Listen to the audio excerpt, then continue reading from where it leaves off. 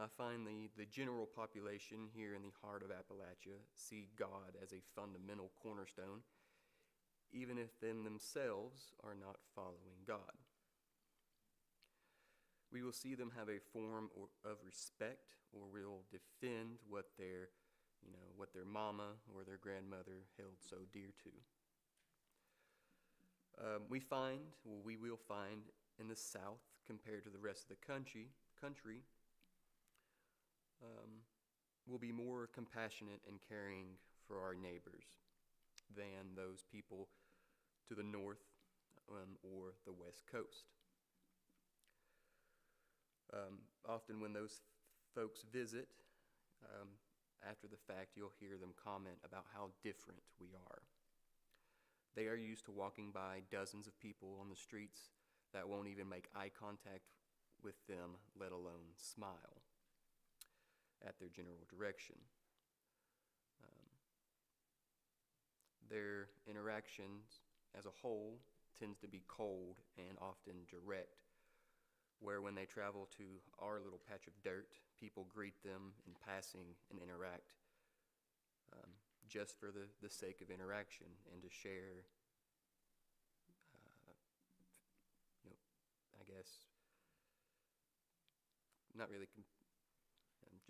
share the general emotion with one another.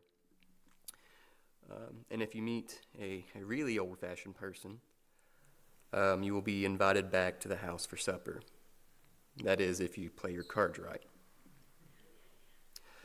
I think a lot of that Southern hospitality is because we are so deep in the so-called Bible Belt. I think the exposure of the Word is so influential that even though if you never went to church, that in this area there is a cloud of God's Word just through the sheer number of godly, fearing people. Now, I want to make a note that I said fearing here, as fearing does not necessarily mean believing. Pharaoh of Egypt feared the Lord, and through that fear he let the Hebrews go. And also, King Nebuchadnezzar feared the Lord. But both of these men, I believe, though feared the Lord, died lost. Having the knowledge and fear of the Lord doesn't mean you are saved by grace. And that's where I feel like we as a group are troubled. A lot of people here around us in our daily life have a form of godliness, but deny Christ to enter into their heart. We are all so used to God's blessings around us, we lose that individual connection that is needed. We will often ignore our shortcomings because our mama was a good Christian lady, and, she still showed love and affection to me as a child. Therefore, I'm okay.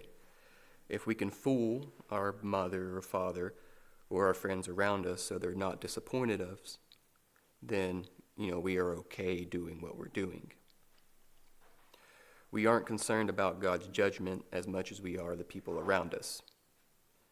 And that's a quite common shortcoming of the South, in my opinion. We are so focused on keeping up appearances with our fellow man rather than staying right with the Lord. We focus more on hiding what taboos we do rather than abstaining from them.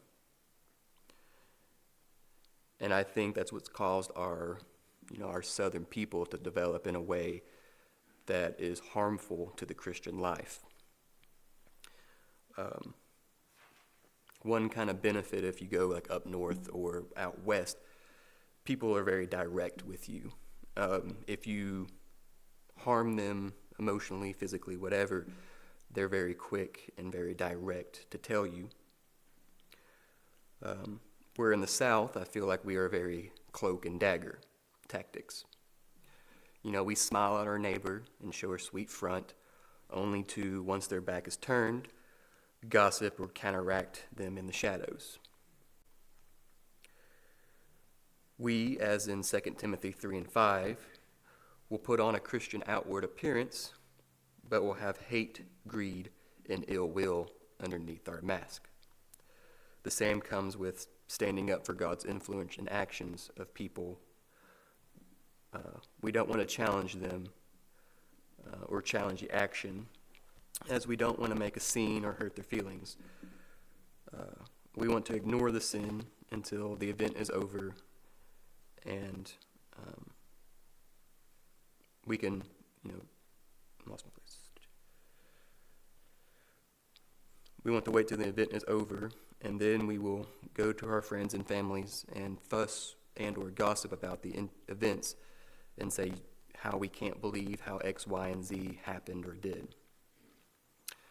We will also use that time to defend our own inactions, like we were innocent in the matter, though we chose not to involve God in the matter. And I apparently left out Timothy 3 and 5. Will Timothy say that? 2 Timothy 3 verse 5.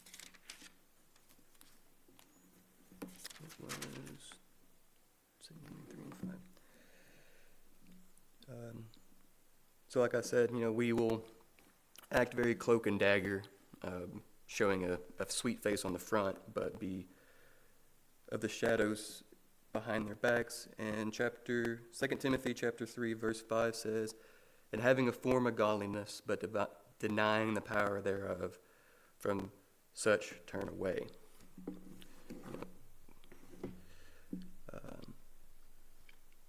So like I said, we will go to our friends and families and act innocent in our own matter while we gossip about our neighbors, even though we chose to be inactive at the time of the actions. So Romans 1:16 says, "For I am not ashamed of the gospel of Christ, for it is the power of God unto salvation to come everyone that believeth." We often choose to be ashamed of Christ's name when it matters, but we still will use God when it's convenient.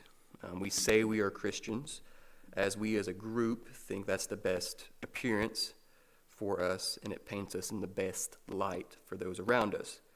But our action in God's church are meh. We may make a big show of something. We may go through great efforts cooking something for like the Christian fellowship so we can receive praise of how good it was. But we won't make efforts in things that really matter, like taking time to outreach into the world and bring in souls through things like Vacation Bible School or missionary work or anything like that. God knows our hearts in these matters and sees through our attempts to win the population instead of doing Christ's bidding. Revelation 3:15 and 16, "I know thy works, and thou art neither hot nor cold. I would thou wert cold or hot." And no matter how much we put on the bless your heart face, we can't fool God. And no matter how sweet we may have been as a person, when it comes time of judgment, we will be placed before God, and He will see through any falsities. And to finish out, the second verse of Revelations 3:15, this will be 16. "So then, because thou art lukewarm and neither hot nor cold, I will spew thee out of my mouth." I think we as a people are very lukewarm, at least on a Christian front. we're oftentimes indifferent when it comes time to make decisions where it affects, right or wrong, going the path of what Christ wants us or going the path of, not making a stir. Speaking of Vacation Bible School, June 16th through the 20th, it's quickly approaching. Items needed is cookies, chips, and drinks, also empty milk jugs for a craft.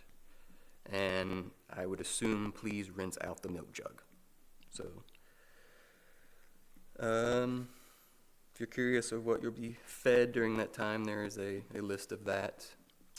And on July 25th, we'll be having a back-to-school bash at Wetlands. And August the 10th, No Name But His will be singing. I have 2 birthdays listed. On the 11th, Eddie Orr, and on the 12th, Shane Waters. How many years young are you, Eddie?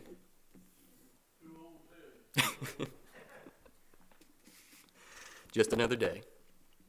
Any other birthdays or anniversaries not listed? Any other announcements that need to come before Sunday school? If there's nothing else, you are dismissed to your classes.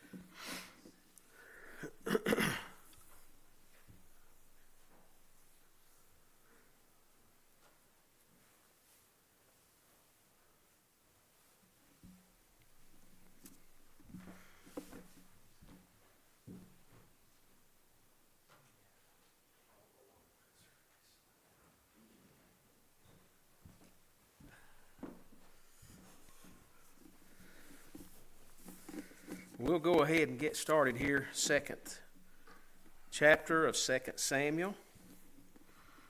The quarterly suggested way back when we started that the focus was going to be on David and his life, not so much Saul. And I think they're keeping their word. Skipped about 4, 5 chapters. And I'd like to kind of bring you up to speed a little, just a real quick overview. A lot has taken place as we left the chapter 26 last week. Saul had made one last ditch effort to try to stop David, and he was unsuccessful. In fact, David was again able to get very close to Saul, close enough to kill him, and yet, as we remember, the Lord's anointed was the name of the lesson, and that was David's view of the situation. He didn't want to bother or hurt the Lord's anointed, even though, as we talked, he had every reason to do so.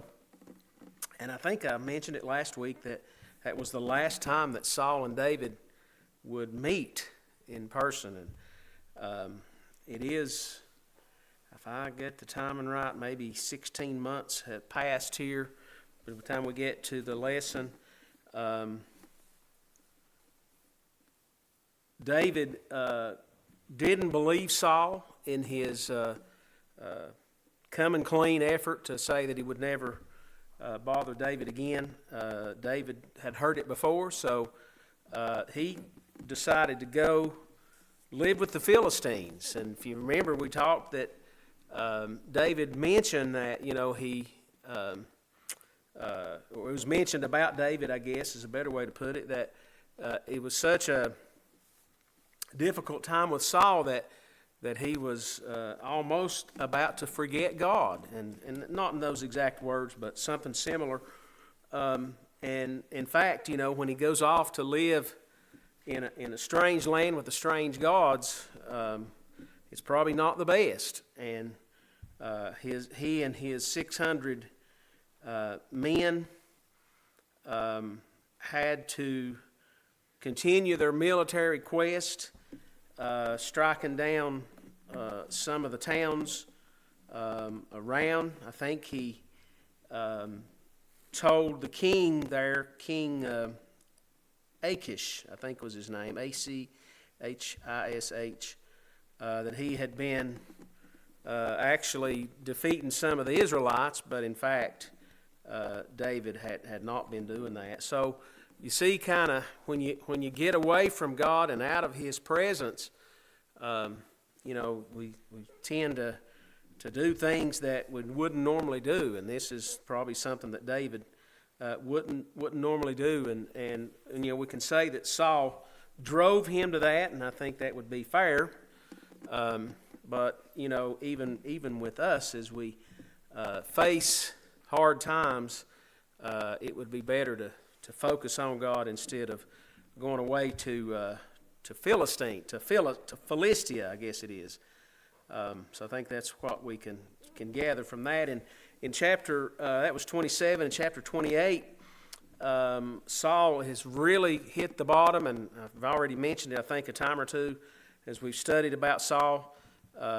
He tries to seek out God's help, and God isn't listening, doesn't speak back to him, and so Saul goes the other way. In chapter 28, he goes to the witch of Endor, a medium person who is able, and I don't quite understand how all this happens, and I'm just going to tell you what the Scripture says in verse 28, that this witch was able to somehow conjure up the spirit of Samuel, who told Saul the truth, that he would be defeated by the Philistines. And that's some strange happenings, stuff that we should all stay way clear of. The next chapter, the king of Gath, or there in the Philistine area, they're going off to battle with the Israelites again, and as Saul is worried about it, and he's become a little close to friends with David. He says, "Hey, go with us," and David says, "Oh, okay." So they start off to battle, and the men of Gath say, "No way, we're going to let David go with us to battle." So you can see that, I'm telling you all this to see that David he'd got way away, and whether he intended to fight against God's people, I don't know. Maybe he had other plans, but the enemy wouldn't allow it. While he was gone off, in chapter 30, they go back to where they were staying, and the Amalekites had come in and kidnapped a bunch of David's family here in his place where he was living, including his 2 wives, probably some kids, lots of people. And can read about this here in chapter 30, and how that David has to go back and retrieve those people, get them back.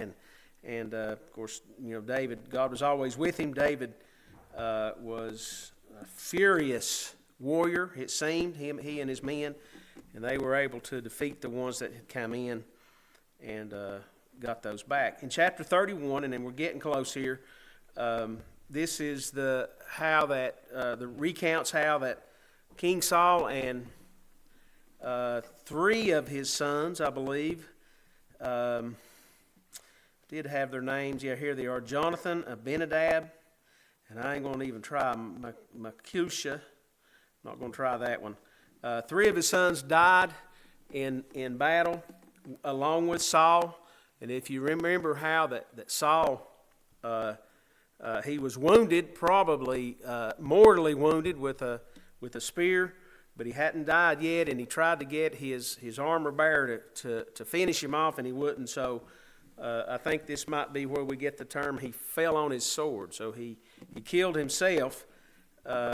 Big to-do is made about that as his body is dragged away, maybe his head, part of his body, I guess, and displayed in one of the neighboring towns. And, just a terrible ending to a king who could have definitely went the other way. He could have followed after God. He could have listened to God. He could have done the things that God, and we would have been reading a whole different story about Saul. And sadly, while people that we know of aren't royal or anything like that, still at times, they get carried away into something of this world and winds up with a tragic ending. And I think that this is exactly what happened to Saul. And then they also skipped over this first chapter of 2 Samuel. And, of course, David in this chapter hears the news of Saul.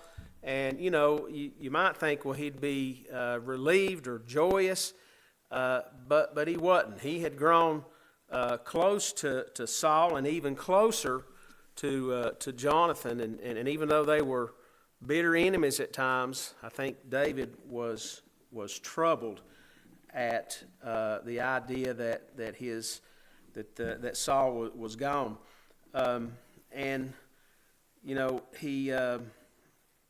he actually, there was a guy from an Amalekite who brought news to David that Saul was dead, and how that he himself had helped cut off his head and display it. And this guy thought, hey, David will be thrilled.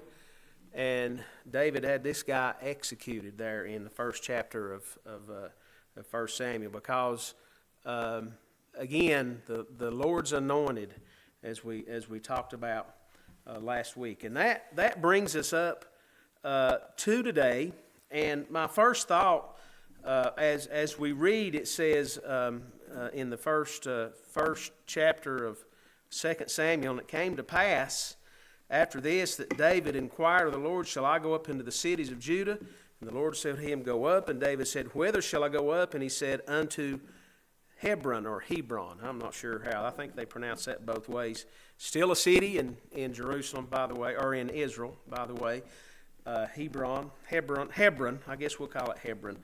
And this is the place that David stayed for some years. Now, as I said, my first thought, David is made king, and I think it's been some 20 years previously that David was anointed by Samuel. It's been a long time, and I'll double check on that, but I believe that's how long it was. And still, David is king of Judah. Let me just read on, and I won't spoil it here. But so David goes to Hebron. He immediately takes possession of a throne, we'll call it there, and he leads the people as king in Judah. In verse 2 it says, and David went up thither, and his 2 wives also, Ahinoam the Jezreelitess, and Abigail, Nabal's wife, the Carmelite. And of course it says Nabal's wife is, Nabal died, and David married the widow. So he's up to two wives. And his men that were with him did David bring up, every man with his household, and they dwelt in the cities of Hebron. And the men of Judah came, and they anointed David king over the house of Judah. That's important, over the house of Judah. And they told David, saying that the men of Jabesh Gilead were they that buried Saul. So it mentions the city Jabesh Gilead. They actually retrieved, probably by force, the body of Saul and gave him a proper burial. And David was very pleased as we read on. And David sent messengers to the men of Jabesh Gilead and said unto them, Blessed be ye of the Lord, that ye have showed this kindness unto your Lord, even unto Saul, and have buried him. And now the Lord show kindness and truth unto you, and I also will requite you this kindness, because ye have done these things. Therefore let your hands be strengthened, and be ye valiant, for your master Saul is dead, and also the house of Judah hath anointed me king over them. So David is king of Judah, not the whole country yet, because Saul's people are not quite finished, and we'll look at that here, starting in verse 8. Now, Abner, if you remember, Abner was Saul's leader of the army, general, whatever you want to call him. He was also a cousin related to Saul, so he was very much a Saul friend, and he steps up here in verse 8. Before I read that, I would like to make this thought that I saw or read somewhere this week. David has waited all this time, and I was thinking, talk about the patience of Job. I think we could also say that the patience of Jacob. Jacob was a very patient guy. He could have defeated Saul and in effect become king quickly. He could have really manipulated things to go a lot quicker, but I don't think it was in the will of God, we'll say. And he waited, and sometimes even for us, we want to get ahead. We want to try to go ahead and try to make things happen when in fact it's not quite in God's timing. And somehow I think David knew this. So as I mentioned, the 20 years, he is still not king of the whole country yet. And it's another 2 years, as we'll see, before he becomes the king of Israel. And I think there was some reasons for that besides David being patient. David has went off and lived for several months in Philistia, and there was probably word that he was about to fight against his own people there, and got stopped. And you think back to how that. I always remember Saul has killed his thousands, and David has killed his 10,000s. So David was he was on top. He was the man, and I believe at that time, if it would have just been, he could have been chosen king easily over Saul. God didn't want it at that time, but the people would have accepted. I think the people have grown a little bit cold and frustrated here with David. I think all this plays into it, and I don't see that in the Bible, but you can read into it that I do believe. So David is patient, and the people are maybe not quite ready to bring him on as king. So we get to verse 8, and it says, And Abner, the son of Ner, captain of Saul's host, there's his title, took Ishbosheth, the son of Saul, and brought him over to Mahanaim. Now, Ishbosheth, I think we'd have remembered that name if we'd have seen it. He's not been mentioned yet as one of Saul's sons. Maybe the Quarterly suggested something I read that he may have been an illegitimate son. Maybe that was the reason he wasn't mentioned. But he is, I guess all the rest of them have died, and he is pushed here to the forefront by Abner, the captain of the host. And you know, think about Abner and David. There was a little rift, if you remember, between them. The first time that David had an opportunity to kill Saul, he kind of made fun of Abner. He said, you ain't doing your job. I could have come right on in there on Saul and got him. You're going to have to do a little bit better if you're going to, take care of him. And no doubt, all these things play into this. And Abner says, well, David is not the king, but Ishbosheth is going to be the king. And he made him king over Gilead and over the Asherites and over Jezreel and over Ephraim and over Benjamin and over all Israel. So Ishbosheth was king over most of Israel except for Judah. And Ishbosheth, Saul's son, was 40 years old when he began to reign over Israel. And he reigned 2 years, but the house of Judah followed David. And the time that David was king in Hebron over the house of Judah was 7 years and 6 months. Anybody got a thought you'd like to add here before we go on?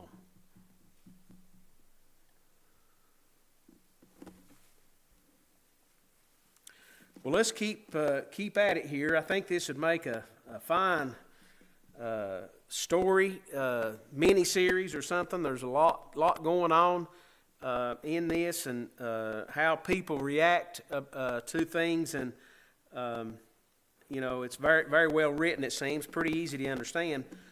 In verse 12, it says, "And Abner the son of Ner and the servants of Ishbosheth the son of Saul went out from Mahanaim to Gibeon. And Joab the son of Zeruiah and the servants of David went out and met together by the pool of Gibeon, and they sat down, the one on the one side of the pool and the other on the other side of the pool."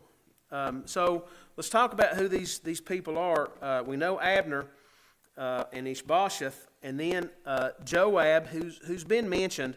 He was David's captain version of Abner. He was David's main man here, captain of the host, or whatever you want to call him. And he was a nephew of David. Zeruiah, however you want to say that, was a sister to David. And I don't ever remember reading this, but I believe it's true. And she had 3 sons. We'll see the others here in just a minute. Joab was one of them. And they were getting close to war here as the 2 leaders are meeting up around this pool, it says, this little pond. I think it probably would have been a better way to put it. And Abner suggests, hey, in verse 14, "Let the young men now rise and play before us." And Joab said, "Let them arise." So let me just read the rest of it, and we can talk about what that is. "Then there arose and went over by number 12 of Benjamin, which pertained to Ishbosheth the son of Saul, and 12 of the servants of David." So remember, David is of the tribe of Judah. Saul is of the tribe of Benjamin. So 12 from each side rise up, and it's an absolute catastrophe.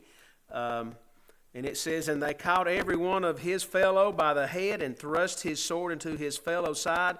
So they fell down together, wherefore that place is called Helkath Hazarim, which is in Gibeon." So very gruesome scene here. You got 12 guys on one side and 12 on the other, and each one of them grabbed the other one by the head and thrust their sword in, and all 24 of them died right there. Not what you would expect. You would expect one group or the other was stronger, but they all killed each other. And there was a very sore battle that day, and Abner was beaten, and the men of Israel before the servants of David. So I guess it erupted into more chaos as there was more war between the 2 sides. And you have to see that coming.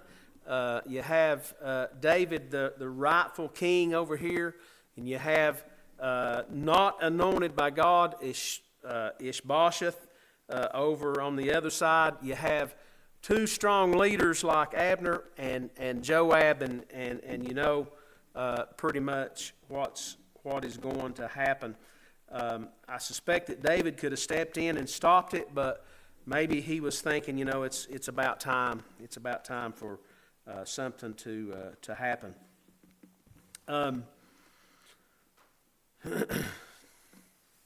Lose my place here. Okay, in verse 18, and there were three sons of Zeruiah. They're Joab and Abishai and Asahel. And Asahel was as light of foot as a wild roe. Now that's a very interesting statement. He was light of foot, which means he was fast. And a roe was, some people call it a gazelle, an antelope. I looked up the picture of a gazelle. It looks kind of like a highly souped up deer with big old horns. So we would call it a deer. They call it a roe or an antelope. And I know you've heard somebody say, boy, that person could run like a deer. They could run like an antelope. So I suspect as you read on down, he was a pretty young guy, and he had world-class speed, and he is going to get Abner. He's after him. He's pursuing him. And in going, he turned not to the right hand nor to the left from following Abner. Then Abner looked behind him and said, Art thou Asahel? And he answered, I am. And Abner said to him, Turn thee aside to thy right hand or thy left, and lay thee hold on one of the young men, and take thee his armor. But Asahel would not turn aside from following after him. So Asahel is young and probably not the sharpest guy in the group, and he just headlong. I'm going to get him, and Abner tries to tell him, young man, you need to get one of these other guys. Don't keep coming after me. Get their armor, and then you can come on. And Asahel would not turn aside from following after him. And Abner said again to Asahel, Turn aside from following me. This he said again, Wherefore should I smite thee to the ground? How then should I hold up my face to Joab, thy brother? Howbeit he refused to turn aside, wherefore Abner with the hinder end of the spear smote him under the fifth rib, that the spear came out behind him, and he fell down there and died in the same place. It came to pass that as many came to the place where Asahel fell down and died, stood still. So Abner's done it now. I don't think he left him any choice whatsoever. He's killed David's nephew, and now the battle is on. So Joab in verse 24 also and Abishai pursued after Abner, and the sun went down. They came to the hill of Amal, lieth before Giah, by the way of the wilderness of Gibeon. And Abner, I don't know if he wanted all this or not. If you read on, he does survive this. I'll go ahead and tell you up front, and you have to read on a couple of other chapters, or maybe the next one, and he actually makes an alliance with David, and David accepts him. But this is what's going on now.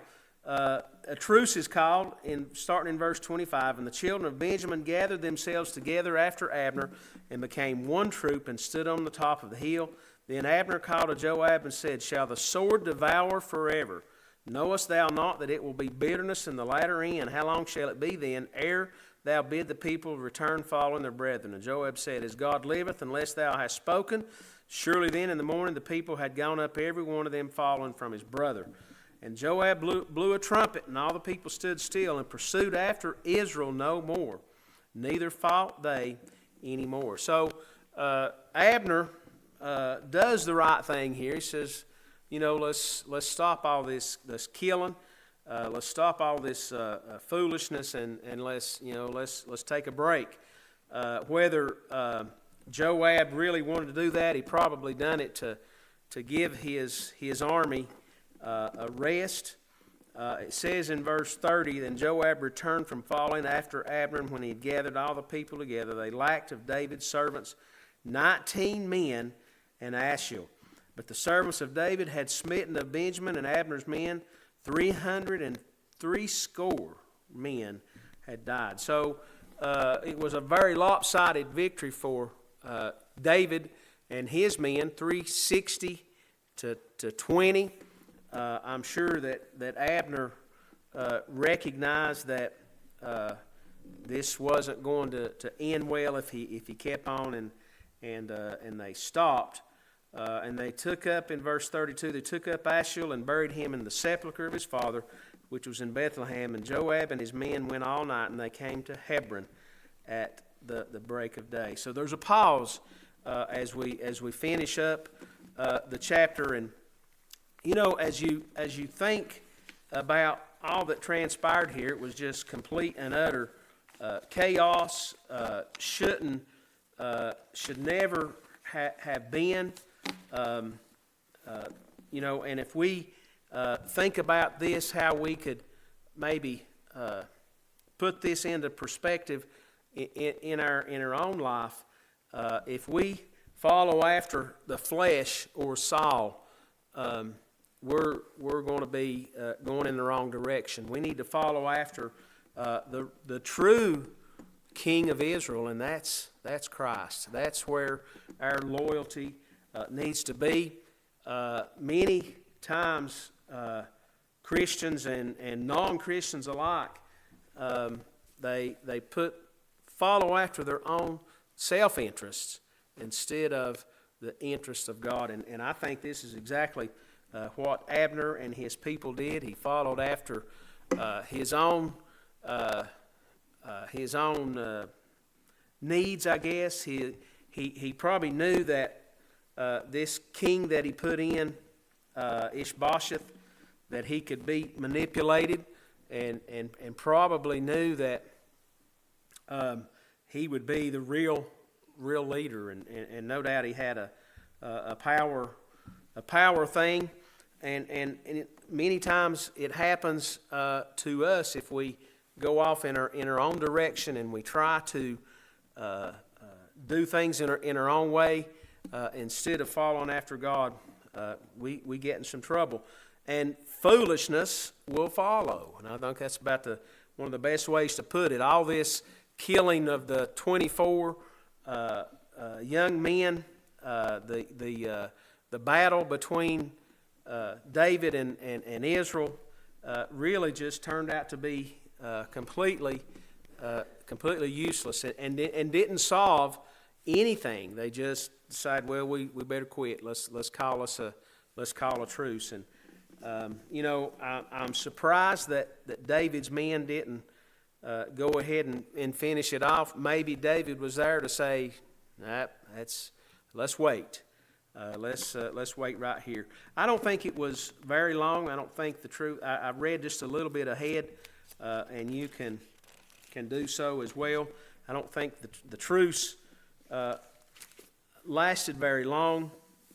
It was, as we already said, it was a total of 2 years that Ishbosheth was king of Israel, and then he was also, I think he was also killed. I think I read that a little bit after that 2 years.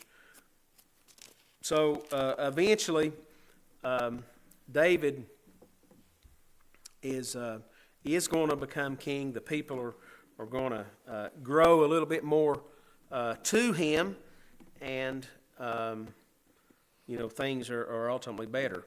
Now, one of the things I was thinking of during this lesson is I was thinking about, I don't know why, but Solomon and the temple. And if you remember, David wanted to build the temple. He wanted to make that his life's mission, and God told him, no, you've shed too much blood, and I want to let your son build it. And here is perfect evidence of that. And David was more of a warrior.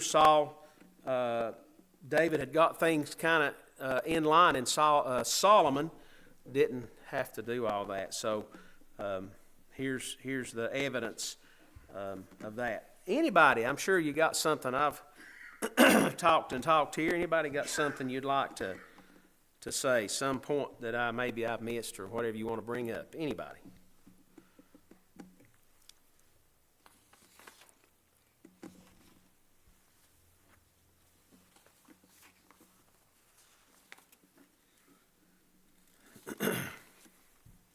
Next week,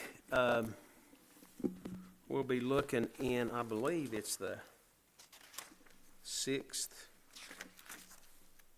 chapter. I didn't point out the title, Two Kings and One Kingdom, and if you just if you think about that term, that's not going to work in any walk of life, especially that's not going to work in relation to God. If we have another king that tries to come up, another fleshly king that tries to battle, that's not going to work, and that's exactly what we see here. The next week's lesson is from 2 Samuel 5, and it's a new day for Israel. So things have got to get better. Kind of a down story this morning, but if there's nothing else, I'll go ahead and dismiss us. It's about time here, about time for the bell.